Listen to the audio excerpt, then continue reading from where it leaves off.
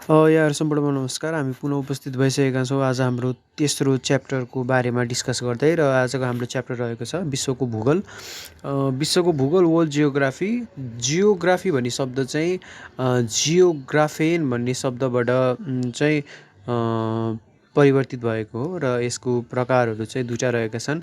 एउटा रहेको छ भौतिक भूगोल र अर्को रहेको छ मानव भूगोल। मानव भूगोलको दुईवटा प्रकार हुन्छन्, सामाजिक र आर्थिक भूगोल भने।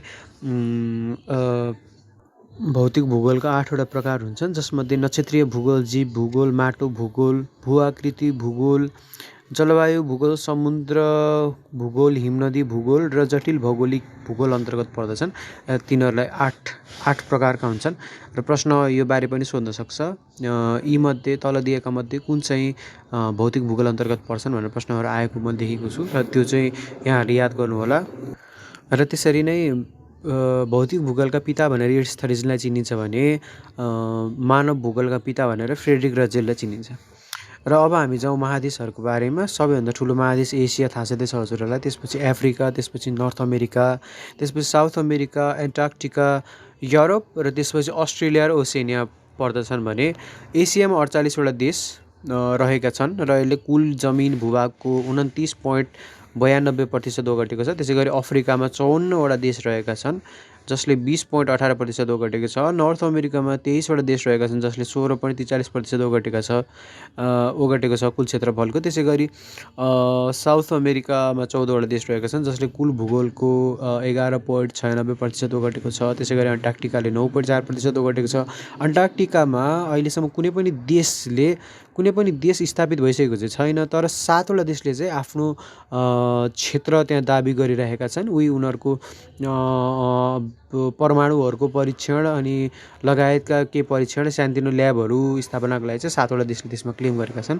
त्यसै गरी युरोपको चाहिँ 44वटा देश भए तापनि क्षेत्र निकै सानो देखिन्छ, यहाँ 6.67%। त्यसै गरी अस्ट्रेलिया र ओसेनिया भनेको चाहिँ अस्ट्रेलिया बाहिरका सबै प्रशान्त महासागरीय क्षेत्रका सम्म पुग्ने साना साना आइल्यान्ड द्वीपीय देशहरूलाई पनि यसमा लिएको हुन्छ, जस्तै न्युजिल्यान्डहरू, पपुवा न्यू गिनी, यस्तो देशहरू सबैले लिएर चाहिँ कुल 14वटा देश छन्। तिनीहरू र अस्ट्रेलिया सहित चाहिँ करिब 5.44% ओगटेको छ क्षेत्रफल। त्यसै गरी यो प्रतिशतमा दिँदाखेरि चाहिँ कुन चाहिँ आधारको सब टोटल प्रतिशत हो भन्दाखेरि कुल जमिन पृथ्वीको रहेको छ 14.90 करोड वर्ग किलोमिटर। र अब हामी जाँदैछौँ मरुभूमितर्फ। सबैभन्दा ठुलो मरुभूमि सहारा मरुभूमि जुन रहेको छ 84 लाख वर्ग किलोमिटर। त्यसपछिको रहेको छ अस्ट्रेलियन मरुभूमि 15.5 लाख वर्ग किलोमिटर। अरबियन मरुभूमि त्यसपछि रहेको छ जसको 13 लाख वर्ग किलोमिटर ओगट्दछ र यो चाहिँ साउदी अरेबिया र यमनको बिचमा रहन्छ। धेरै जस्तो भाग चाहिँ साउदी अरेबियामा रहन्छ। अस्ट्रेलियन मरुभूमि चाहिँ अस्ट्रेलिया मूल देशमै पर्छ भने सहारा मरुभूमि चाहिँ अफ्रिकाको मिड सेन्टरमा पर्छ, जसले धेरैवटा देशलाई छोएको छ है अफ्रिकाको। त्यसै गरी गोबी त पपुलर मरुभूमि भइहाल्यो, यो चाइनाको भइहाल्यो 11 लाख वर्ग किलोमिटर, करिब 11 लाख वर्ग किलोमिटर है यो। र यो चाहिँ मङ्गोलिया र चाइनामा पर्दछ। त्यसै गरी कालाहारी 9 लाख वर्ग किलोमिटर, बोत्सवाना र कालाहारी सहित नामिब पनि अफ्रिकाको हो है। सहारा, कालाहारी, नामिब तिनटै अफ्रिकाका मरुभूमिहरू हुन्। त्यसै गरी थार मरुभूमि त हाम्रो छिमेकी भारतकै भइहाल्यो। नेपालको भन्दा ठुलो क्षेत्रफल रहेको छ थारको 2 लाख वर्ग किलोमिटर र यो चाहिँ इन्डियाको राजस्थानमा रहेको छ। त्यसै गरी अब हामी जाउँ महासागरतर्फ, जसमा सबैभन्दा ठुलो महासागर रहेको छ प्रशान्त महासागर 16.57 करोड वर्ग किलोमिटर ओगटेको छ र यसको सबैभन्दा गहिरो भाग रहेको छ मरियाना ट्रेन्च जुन चाहिँ 11,776 मिटर रहेको छ। त्यसै गरी दोस्रो रहेको छ आन्ध्र महासागर जुन चाहिँ 8.24 करोड वर्ग किलोमिटरको क्षेत्रफल ओगट्दछ र यसको सबैभन्दा गहिरो बिन्दु भनेको पुएर्टो रिको द्वीप हो जुन चाहिँ 9,200 मिटर रहेको छ। र त्यसै गरी पेसिफिक ओसन जो प्रशान्त महासागर चाहिँ त्रिभुज आकारको छ भने एटलान्टिक यानि कि आन्ध्र महासागर चाहिँ अङ्ग्रेजी अक्षर एस सेपको छ है।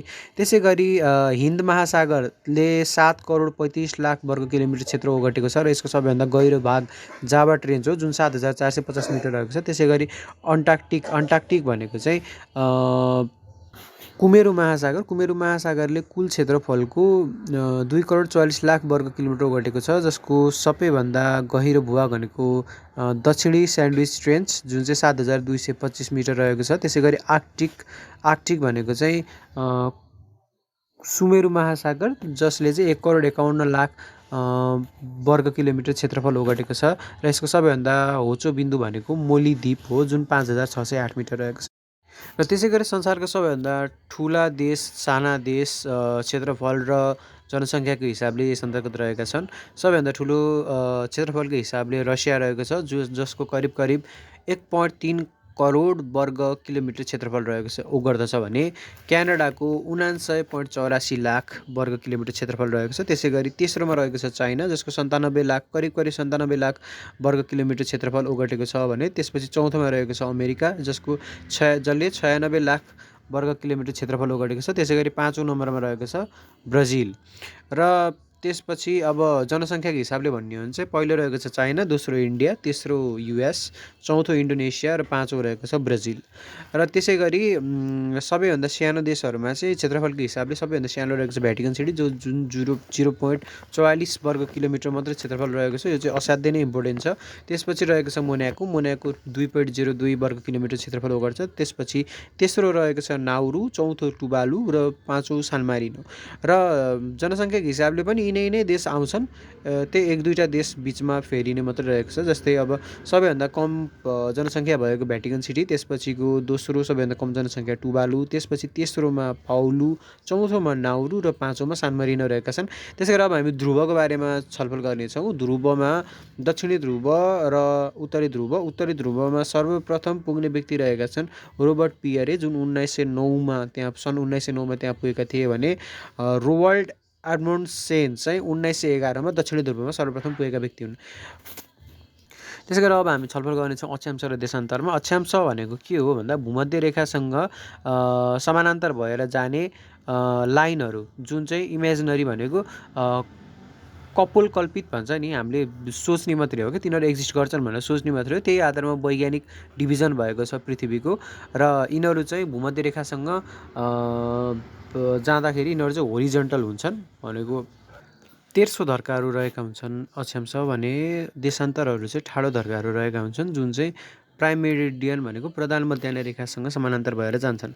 र त्यसै गरी तेर्सो धर्काहरूले चाहिँ भूमध्य रेखाको दाहिने र देब्रेपट्टि भन्नाले माथि उत्तरी गोलार्ध र दक्षिणी गोलार्धपट्टि 90-90वटा त्यस्तो कपोलकल्पित लाइनहरू बनाउँछन्।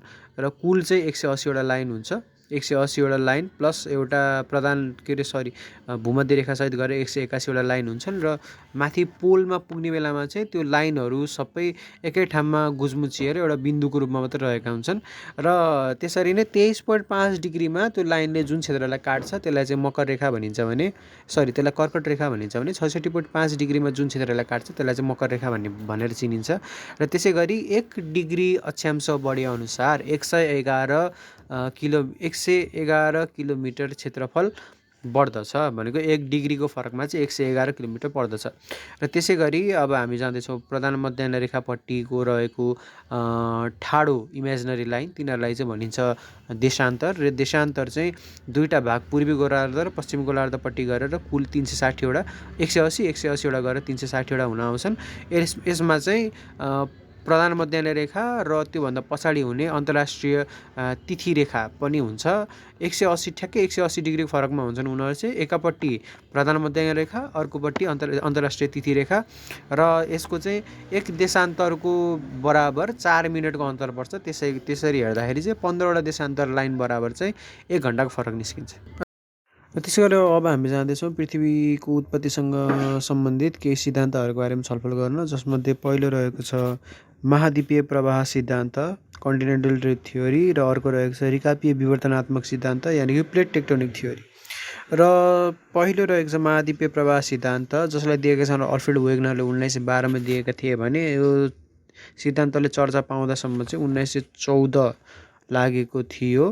र उनले चाहिँ चर्चा गरेका छन् कार्बोनिफेरस एरा, जसलाई भनिन्छ प्राचीन समय। र त्यो समयका बखतमा चाहिँ पृथ्वीको दुईटा ढिक्का थियो, एउटा जलको ढिक्का, एउटा जमिनको ढिक्का। जमिनको कुल ढिक्कालाई प्यान्जिया भनिन्थ्यो भने जलको ढिक्कालाई प्याथालास भनिन्थ्यो। त्यसै गरी हाल हिमालय क्षेत्र रहेको ठाउँमा चाहिँ हिमालको सट्टामा टेथिस सागर भन्ने रहेको उनले उल्लेख गरेका छन् आफ्नो सिद्धान्तमा।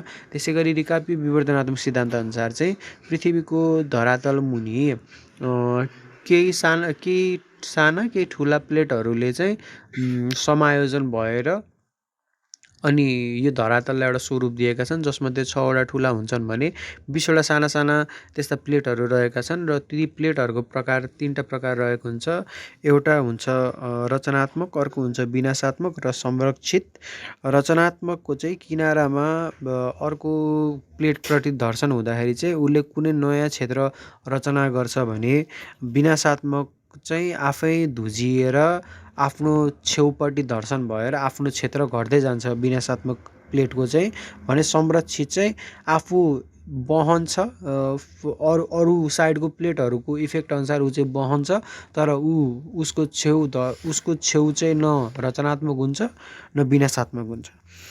त्यसै गरी अब हामी चर्चा गर्नेछौँ भूकम्पको बारेमा। भूकम्पलाई मापन गरिन्छ रिचर स्केलमा, वा हामी भन्छौँ पपुलरली म्याग्निट्युड। र त्यसै गरी भूकम्प जाने मुख्य केन्द्रबिन्दुलाई चाहिँ इपिसेन्टर भनिन्छ भने त्यसको ठ्याक्कै माथि सतहमा पर्ने बिन्दुलाई चाहिँ हाइपोसेन्टर भनिन्छ। र 2072 साल वैशाख 12 गते गएको भूकम्प चाहिँ 7.6 म्याग्निट्युडको रहेको थियो। चाइनिज संस्थानहरूले चाहिँ 8.2 अथवा 8.4 रेक्टर स्केलसम्मको पनि म्याग्निट्युड देखाइरहेका थिए, जुन चाहिँ हामीले अन्त्यमा त्यसलाई वैधानिक मानेनौँ र 7.6लाई नै वैधानिक मानेको अवस्था रहेको छ।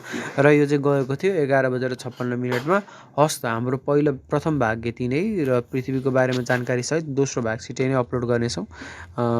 हामीलाई लाइक एन्ड सब्सक्राइब गरिदिनु होला। धन्यवाद।